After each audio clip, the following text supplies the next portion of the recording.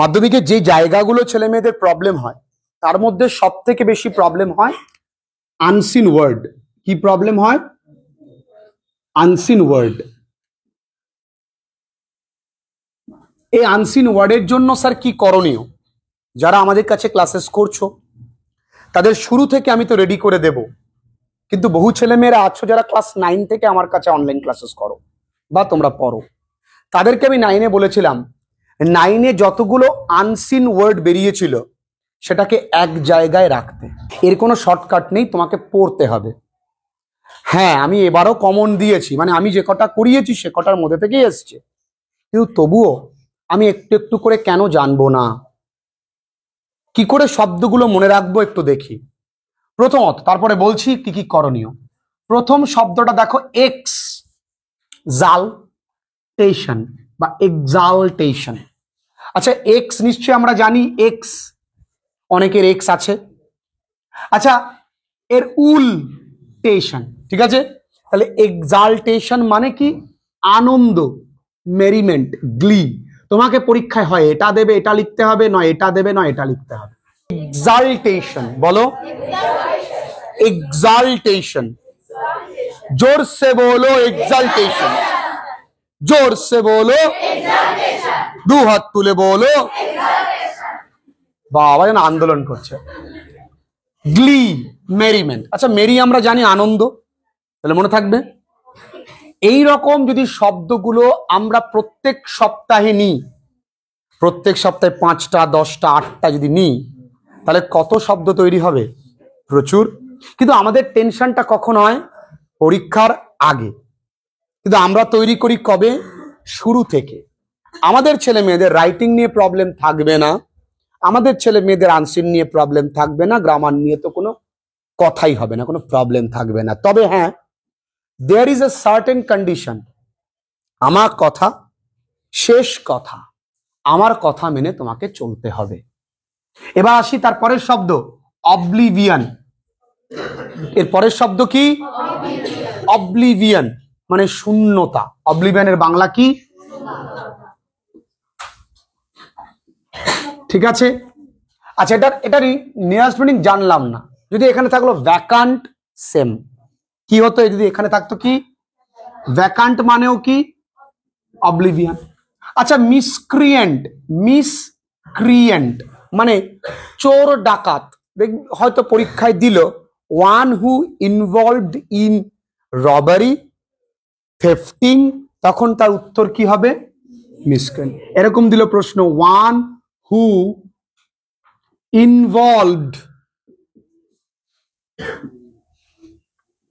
In robbery, আর কি হতে পারে? থেফটিং। তাহলে তখন তার উত্তরে কি আসবে? মিসক্রিয়েন্ট। পরীক্ষায় কিন্তু ওয়ান ওয়ার্ড সাবস্টিটিউশন, অর্থাৎ একটা বড় লাইন দেবে, তার একটা কথায় প্রকাশ করতে হবে। অর্থাৎ এর মানেটা কি? মিসক্রিয়েন্ট। আবার বলি, আবার বলি, আবার বলি, আবার। তাহলে প্রথম শব্দ এক্সাল্টেশন, পরের শব্দ অবলিভিয়ান। তুমি কাউকে বলতে পারো you left me in utter oblivion, তুমি আমাকে গভীর শূন্যতায় ফেলে দিয়ে গেছো, because you did not pick up my mobile number, mobile phone, তুমি আমার ফোনটা তুলছো না শোনা। ওকে, আচ্ছা। পারসিস্টেড, পারসিস্টেড মানে চলতে থাকা।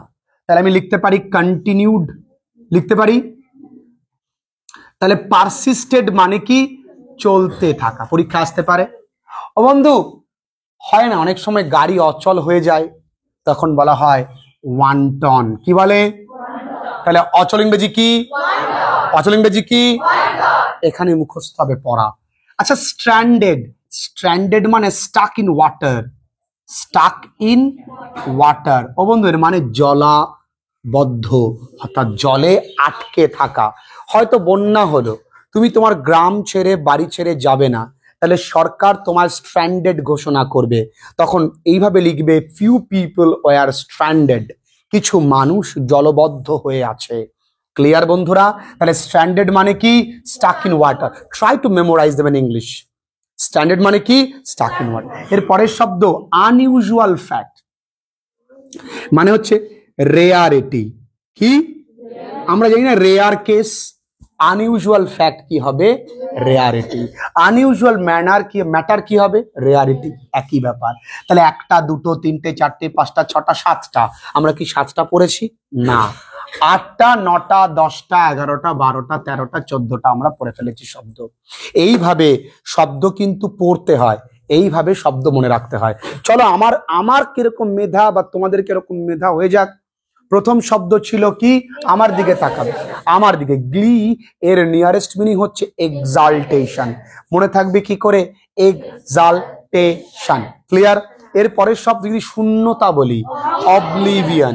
এর পরের শব্দ যদি বলি আমি যে one who is engaged in robbery and thefting, তাকে বলবো মিস, আবার বলবো একজন জলে আটকা পড়ে আছে তাকে বলবো কি স্ট্র্যান্ডেড, আবার বলবো এর কাছাকাছি একটা শব্দ না স্ট্যান্ডার্ড,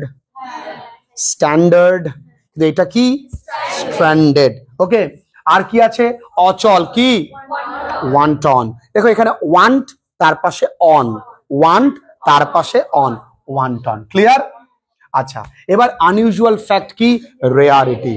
প্রত্যেকটা শব্দ এইভাবে লিখে রাখতে হবে, তা না হলে কিন্তু মাধ্যমিক পরবর্তীতে মানে মাধ্যমিক পরীক্ষার আগে একটা বিরাট অঙ্কের প্রবলেম তোমাদের মধ্যে তৈরি হবে।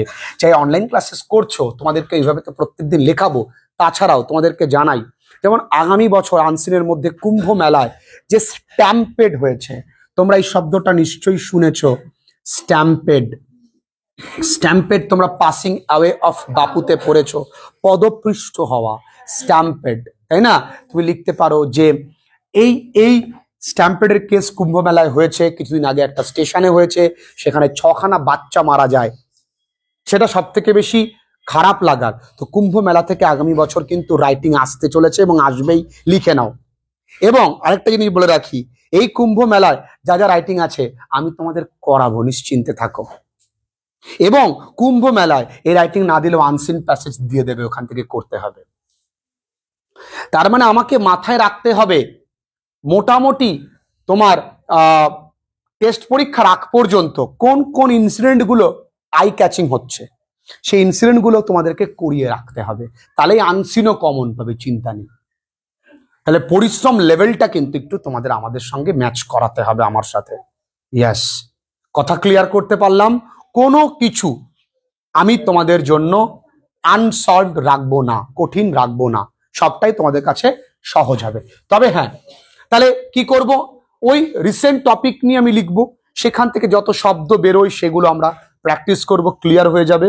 কিন্তু সবটাকে যত্ন সহকারে একটা জায়গায় তুলে রাখতে হবে, আর প্রত্যেক দিনে এক ঝলক দেখতে হবে। আচ্ছা, ওয়ান্টন মানে এই, এটা মানে এই, দেখতে হবে, তাহলেই ক্লিয়ার হয়ে যাবে।